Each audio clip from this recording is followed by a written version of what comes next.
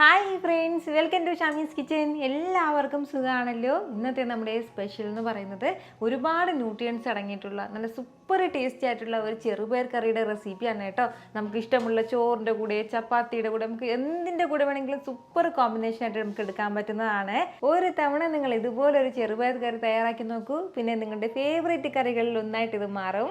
അപ്പോൾ ഈ വീഡിയോ ഇഷ്ടമായാൽ ഇതൊന്ന് ലൈക്ക് ചെയ്യാനും കൂടെ തന്നെ സബ്സ്ക്രൈബ് ചെയ്യാനും ആ തൊട്ടടുത്ത് കാണുന്ന ബെല്ലൈക്കൻ്റെ ഓള് മറക്കാതെ കൂടെ ഒന്ന് പ്രസ് ചെയ്തേക്കണേ.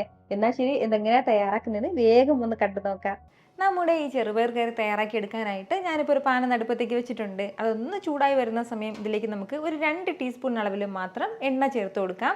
ഏത് എണ്ണ വേണമെങ്കിലും ചേർക്കാവുന്നതാണ്. അപ്പോൾ എണ്ണയൊക്കെ ഒന്ന് ചൂടായി വരുമ്പോഴത്തേക്കും പിന്നെ ഇതിലേക്ക് വേണ്ടത് ഒരു 1/4 ടീസ്പൂൺ അളവിൽ പെരിഞ്ജീരകം, മുഴുവൻ പെരിഞ്ജീരകവും, ചെറിയ 2 പീസ് അളവിൽ കറുവാപ്പട്ടയും, 2 ഏലക്കയും, 3 ഗ്രാമ്പും എടുത്തിട്ടുണ്ട്. അത് ചേർക്കാവുന്നതാണ്. ഇത് ഇത്രയും മാത്രം ചേർത്തിട്ട് ലൈറ്റായിട്ട് മാത്രം ഇതുപോലെ ഒന്ന് വറുത്ത് കൊടുക്കാം. നമ്മുടെ ഈ സ്പൈസസ് എല്ലാം ഒന്ന് ചൂടായി കഴിഞ്ഞാൽ പിന്നെ ഇനി നമുക്ക് വേണ്ടത് അത്യാവശ്യം വലിയ വെളുത്തുള്ളി അലിയിൽ ഒരു 5 വെളുത്തുള്ളി അലി എടുത്തിട്ടുണ്ട്. ചെറുതാണെന്നുണ്ടെങ്കിൽ ഒരു 8 വരെ എടുക്കാം. വെളുത്തുള്ളി അലി നമുക്ക് ചെറുതായിട്ടൊന്ന് അരിഞ്ഞിട്ട് അതുകൂടി ചേർക്കാവുന്നതാണ്. നമുക്കിതിലേക്ക് ഇഞ്ചിയുടെ ആവശ്യമില്ല. പിന്നെ ഇനി നമുക്കിതിലേക്ക് വേണ്ടത് മീഡിയം സൈസ് സവാളയിൽ 2 സവാള ഇതുപോലെ ചെറുതായിട്ടൊന്ന് അരിഞ്ഞെടുത്തിട്ടുണ്ട്. ആ സവാളയും കൂടി ചേർക്കാം. സവാളയും വെളുത്തുള്ളി അല്ലിയെല്ലാം ചേർത്ത് കൊടുത്തിട്ട് നല്ല രീതിക്ക് നമുക്കൊന്ന് വഴറ്റിയെടുക്കാവുന്നതാണ്. നമ്മുടെ ഈ സവാളയുടെ കളറൊക്കെ ഒന്ന് മാറി കിട്ടണം. ആ ഒരു സമയം വരെ നമുക്കിതുപോലെ ഒന്ന് വഴറ്റി കൊടുക്കാം. അധികം എണ്ണയൊന്നും ചേർക്കാതെ വളരെ ഹെൽത്തി ആയിട്ടൊരു കറി വേണമെന്ന് ആഗ്രഹിക്കുന്നവർക്കും അതുപോലെ തന്നെ വെയിറ്റ് ലോസ് ചെയ്യാൻ ആഗ്രഹിക്കുന്നവർക്കൊക്കെ നല്ല ബെസ്റ്റ് ആയിട്ടുള്ള ഒരു കറിയാണ് കേട്ടോ ഇത്. ഒരല്പസമയം നന്നായിട്ട് എന്നെ ഒന്ന് വഴറ്റി കൊടുത്ത് നമ്മുടെ സവാളയുടെ കളറൊക്കെ ലൈറ്റായിട്ട് ഇതുപോലെ ഒന്ന് മാറി തുടങ്ങിയിട്ടുണ്ട്. ഈ ഒരു രീതിക്ക് ഒന്ന് മാറി തുടങ്ങുന്ന സ്റ്റേജിൽ ഇനി നമുക്കിതിലേക്ക് ചേർത്ത് കൊടുക്കേണ്ടത് മീഡിയം സൈസ് തക്കാളിയിൽ ഒരു 2 തക്കാളിയുടെ പേസ്റ്റും കൂടിയാണ്. അപ്പോൾ തീരെ ചെറുതാണെന്നുണ്ടെങ്കിൽ 3 തക്കാളി വരെ നമുക്ക് ഇതിലേക്ക് ആവശ്യമായിട്ടുണ്ട്. നമ്മുടെ ഈ തക്കാളിയുടെ പേസ്റ്റും ചേർത്ത് കൊടുത്തിട്ട് നല്ല രീതിക്ക് എല്ലാം കൂടി ഒന്ന് ഇളക്കി യോജിപ്പിച്ച് കൊടുക്കാം. തക്കാളിയുടെ ആ ഒരു പച്ച ടേസ്റ്റൊക്കെ ഒന്ന് മാറി കിട്ടട്ടെ. ഫ്ലെയിം എല്ലാ സമയത്തും ഒന്ന് മീഡിയത്തിൽ തന്നെ വെച്ചിരിക്കാവുന്നതാണ്. കൈയെടുക്കാതെ ഒന്ന് ഇളക്കി കൊടുക്കുകയാണെന്നുണ്ടെങ്കിൽ ഇതാ ഒരു അല്പസമയം ഒന്ന് വഴറ്റി കൊടുത്തപ്പോഴത്തേക്ക് നമ്മുടെ തക്കാളിയിലുണ്ടായിരുന്ന ആ ഒരു വെള്ളം കംപ്ലീറ്റ് ആയിട്ടൊന്ന് വറ്റി കിട്ടിയിട്ടുണ്ട്. ഈ ഒരു സമയം ഇതിലേക്ക് നമുക്ക് ആവശ്യമായിട്ടുള്ള മസാലപ്പൊടികൾ ചേർത്ത് കൊടുക്കാവുന്നതാണ്. 1 ടീസ്പൂൺ അളവിൽ മുളക് പൊടി ചേർത്ത് കൊടുക്കാം. അതുപോലെ തന്നെ 1 ടീസ്പൂൺ അളവിൽ മല്ലിപ്പൊടിയും കൂടി. ഇനി വേണ്ടത് കുരുമുളക് പൊടിച്ചതാണ്. ഒരു 1/2 ടീസ്പൂൺ അളവിൽ കുരുമുളക് പൊടിയും കൂടി. അതുപോലെ തന്നെ ഒരു 1/2 ടീസ്പൂൺ അളവിൽ ചെറിയ ജീരകത്തിൻ്റെ പൊടിയും കൂടി. കൂടെ വേണ്ടത് ഗരം മസാല പൊടിച്ചതാണ്. 1/2 ടീസ്പൂണിൽ അതും കൂടി ചേർക്കാം. പിന്നെ വേണ്ടത് ഒരു 1/2 ടീസ്പൂൺ അളവിൽ മഞ്ഞൾപ്പൊടിയും കൂടി. അപ്പോൾ ഇത് ഇത്രയും ചേർത്തിട്ട് നല്ല രീതിക്ക് ഒന്നും കൂടി ഒന്ന് വഴറ്റി കൊടുക്കാം. മസാലയുടെ ആ ഒരു പച്ചമണം മാറുന്നത് വരെ മാത്രം ലൈറ്റായിട്ട് ഒന്ന് വഴറ്റി കൊടുത്താൽ മതിയാവും. വളരെ കുറച്ച് മാത്രമേ ഉള്ളൂ. പെട്ടെന്ന് തന്നെ നമ്മുടെ മസാലയുടെ പച്ചമണമൊക്കെ ഒന്ന് മാറി കിട്ടിക്കോളും. ഏകദേശം 1 മിനിറ്റോളം ഞാൻ നന്നായിട്ട് തന്നെ ഇതൊന്ന് വഴറ്റി കൊടുത്തിട്ടുണ്ട്. ഇത്രയും ആയിക്കഴിഞ്ഞാൽ പിന്നെ വേണ്ടത് 2 കപ്പ് അളവിലാണ് കേട്ടോ ഞാനിപ്പോൾ ഇതിലേക്ക് വെള്ളം ചേർത്തിട്ടുള്ളത്. അപ്പോൾ വെള്ളവും ചേർത്തിട്ട് നല്ല രീതിക്ക് എല്ലാം കൂടി ഒന്ന് യോജിപ്പിച്ച് കൊടുക്കാം.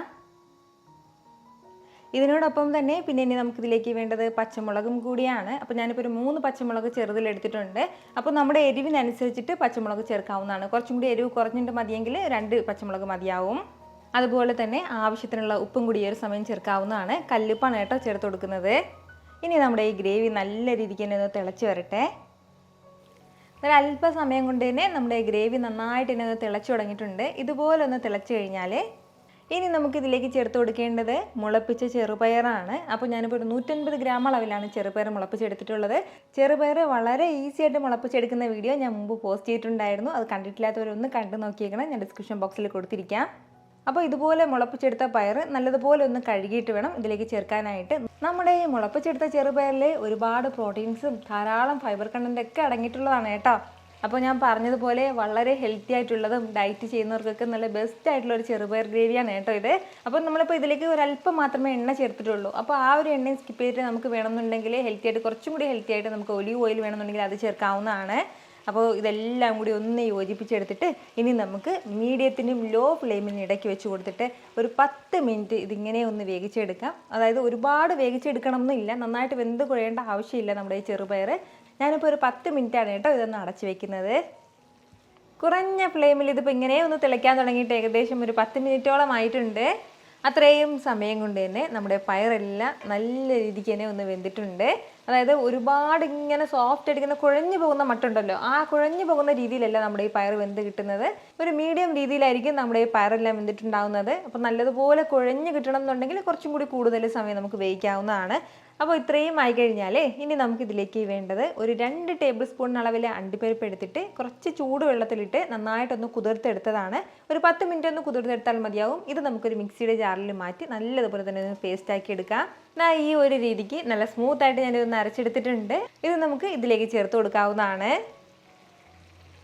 കൂടെ തന്നെ കുറച്ച് മല്ലിയിലയും കൂടി, ഇത് ഇത്രയും കൂടി ചേർത്തിട്ട് എല്ലാം കൂടി നല്ല രീതിക്ക് ഒന്ന് മിക്സ് ചെയ്ത് യോജിപ്പിച്ചെടുക്കാം. നമ്മുടെ ഈ കാഷ്യൂനട്ടിൻ്റെ ആ ഒരു പേസ്റ്റ് കൂടി ചേർത്ത് കൊടുക്കുമ്പോഴത്തേക്കും നല്ല തിക്കായിട്ടുള്ളൊരു ഗ്രേവിയാണ് കേട്ടോ പിന്നെ നമുക്ക് കിട്ടുന്നത്. ഇതുപോലെ എല്ലാം കൂടി ചേർത്ത് നല്ല രീതിക്ക് തന്നെ യോജിപ്പിച്ചെടുത്തിട്ടുണ്ട്. ഇനി നമുക്ക് സൂപ്പറായിട്ട് ഒന്ന് സെർവ് ചെയ്യാവുന്നതാണ്. വളരെ രുചികരമായിട്ടുള്ള നല്ലൊരു ചെറുപയർ ഗ്രേവിയാണ് കേട്ടോ. ഞാൻ പറഞ്ഞതുപോലെ നമുക്ക് ഇഷ്ടമുള്ള എന്തിൻ്റെ കൂടെ വേണമെങ്കിലും നമുക്ക് സൂപ്പറായിട്ടുള്ള കോമ്പിനേഷനാണ്. ചോറിൻ്റെ കൂടെയോ ചപ്പാത്തിയുടെ കൂടെ, ദോശയുടെ, അതുപോലെ തന്നെ ഇടിയപ്പത്തിൻ്റെ കൂടെയൊക്കെ സൂപ്പർ കോമ്പിനേഷനാണ്. ഇതുപോലെ ഒരു ചെറുപയർ ഗ്രേവി നിങ്ങളും തയ്യാറാക്കി നോക്കിയിട്ട് നിങ്ങളുടെ ഫീഡ്ബാക്ക് എനിക്കൊന്ന് മറക്കാതെ അറിയിച്ചേക്കണം. കാരണം നിങ്ങളുടെ ഫീഡ്ബാക്ക് കാണുമ്പോഴായിരിക്കും അത് മറ്റുള്ളവർക്കും തയ്യാറാക്കി നോക്കണം എന്നുള്ളൊരു പ്രചോദനം ഉണ്ടാകുന്നത്. ഇത്ര എളുപ്പത്തിലും രുചികരമായിട്ടാണല്ലേ നമ്മൾ തയ്യാറാക്കി എടുത്തിട്ടുള്ളത്. അപ്പോൾ ഇത് ഇഷ്ടമായാൽ ഇതൊന്ന് ലൈക്ക് ചെയ്യാനും കൂടെ തന്നെ നിങ്ങളുടെ ഫ്രണ്ട്സിനും ഫാമിലിക്കും എല്ലാവർക്കും ഇതൊന്ന് ഷെയർ കൂടി ചെയ്ത് കൊടുത്തേക്കണം. ഇതുപോലുള്ള റെസിപ്പിക്ക് വേണ്ടിയിട്ട് നമ്മുടെ ഷാമീസ് കിച്ചൻ ചാനൽ ഫോളോ ചെയ്യാനും സബ്സ്ക്രൈബ് ചെയ്യാനൊന്നും ആരും മറക്കരുത്. വീണ്ടും നല്ലൊരു ഷാർ വീഡിയോ ആയിട്ട് നാളെ കാണാം. അതുവരേക്കും എല്ലാവരും ഹാപ്പി ആയിട്ടിരിക്കുക, സന്തോഷമായിട്ടിരിക്കുക, എല്ലാവരും സേഫ് ആയിട്ടിരിക്കണം. Take care friends. ടാറ്റാ.